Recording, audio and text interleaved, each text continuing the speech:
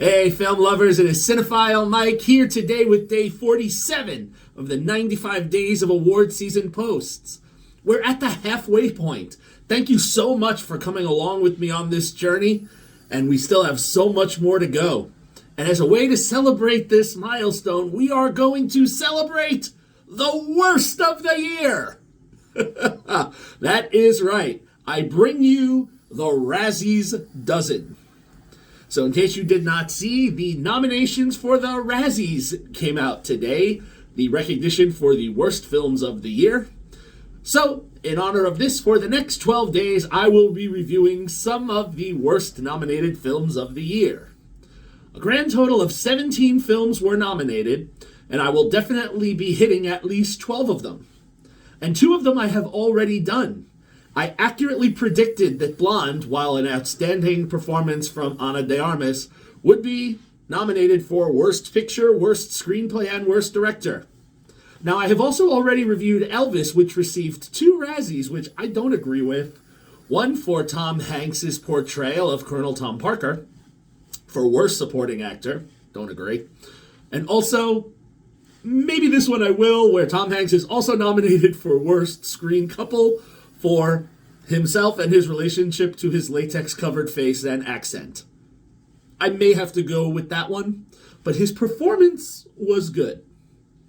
Anyway, I am not here to talk about Blonde or Elvis. Been there, done that. Today, for the first day of the Razzies Dozens, I am going to talk about the box office bomb that was Morbius.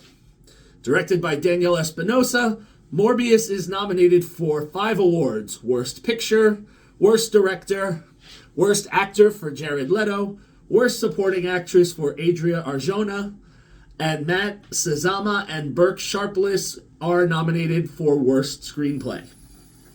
Now, this film was intended to continue Sony's Spider-Man universe, a challenge in and of itself with a lot of false starts, so they took Marvel's living vampire, Michael Morbius, a brilliant biochemist who turned himself into a living vampire. Telling the origin story, Morbius seeks to find a cure to his debilitating blood disease that causes him a lack of physical mobility that will kill him soon.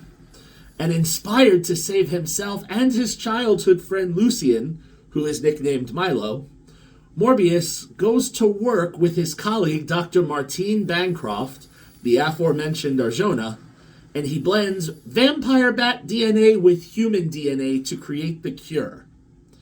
However, when he takes this cure, it turns him into the living vampire, where he needs to survive on blood and becomes a rampaging monster. Now, the fact that when he was talking about this, and this goes to that screenplay thing, he said, this is expensive and illegal and needs to be done in international waters.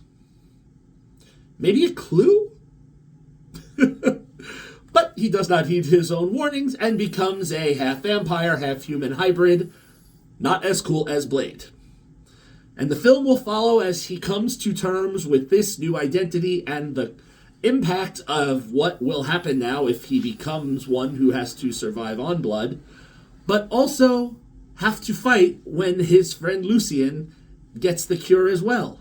Because every hero, or, well, anti-hero, needs a villain to fight. And that is what Morbius will get. Now, Lucien, the real villain of the piece, is the film's one saving grace. Now, Jared Leto's weak performance is nominated for Worst Actor. Matt Smith, playing Lucien, his childhood friend, is actually the film's one saving grace.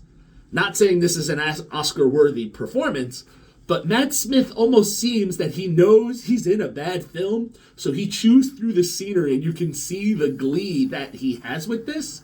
But the problem is he's so good in a bad movie that it almost makes everything else seem even worse. The script just doesn't give us enough of a high stakes for the protagonist or a journey that we really want to follow. And so, unfortunately, the film just falls apart. This was a film where they gave so much information in the movie trailers and then nothing in the trailers made the final cut. It's bizarre when a superhero action movie that only runs about an hour and 40 minutes drags. And again, this is because of the mediocre performances and the very weak plot structure. So all of the nominations that it earned, in my opinion, well deserved. So for me, this film is only a 2 out of 5 stars. There's not a lot going on here.